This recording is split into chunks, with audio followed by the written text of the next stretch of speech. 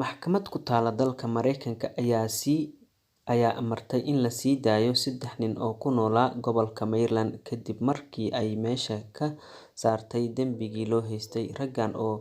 Raggan oo kiiskooda dib u eegis lagu sameeyay ayaa markii hore loo haystay in magaalada Baltimore ay ku dileen nin dhalinyaro ah, waxaana ay xabsiga ku jireen 36 sano ee la soo dhaafay. Alfred Chestnut, Ransom Waxnot iyo Andrew Stewart ayaa xabsiga laga sii daayay saacado kadib markii uu garsooraha maxkamadda ku dhawaaqay go'aanka sheegaya in dambigii raggan loo haystay uusan waxba ka jirin. 3 nin ayaa la xiray sanadkii 1984 xilliga oo da'doodu ay ahayd 16 sano, haddana da'dooda ay gaarayso 52 sano jir. Garsooraha maxkamadda oo ka hadlaya sii deynta raggan ayaa yiri: "Aniga oo ku hadlaya magaca hannaanka cadaaladda, waxaan idin sheegayaa in go'aanka uusan idin qalmin maadaama aad xabsi dheer soo marteen, waxaana idinka raaligelinayaa wixii idinku dhacay." Chestnut, Watkins iyo Stewart ayaa la xiray sanadkii 1983 waxaana lagu eedeeyay in ay dileen nin lagu magacaabi jiray Dewitt Duquette. Ninkan dhintay ayaa la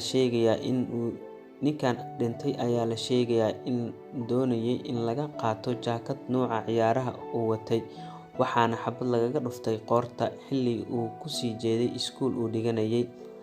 Kiiskan ragga ayaa horaantii sanadkii waxaa mar kale dib u furay xeer ilaaliyaha magaalada Baltimore, Marlin Mosby nin lagu magacaabo, kadib markii uu Chestnut oo ka mid ahaa raggii xirnaa ee hadda la sii daayay uu warqad u qoray qaybta qaabilsan kiisaska dadka xukunka uu ku dhacayo. Wargeyska The Washington ee ka soo baxa dalka Mareykanka ayaa ku soo waramaya in ninkani uu soo bandhigay caddeymo uu helay sanadkii la soo dhaafay, kuwaas oo caddeynaya in isaga iyo ragga kale ee la xiran aysan wax dambi ah gelin. Xafiiska xeer ilaalinta ayaa sheegay in warbixinta laamaha ammaanka oo kaashanaya dhowr markhaati ay muujinayso in ninka kale uu dambiga geystay.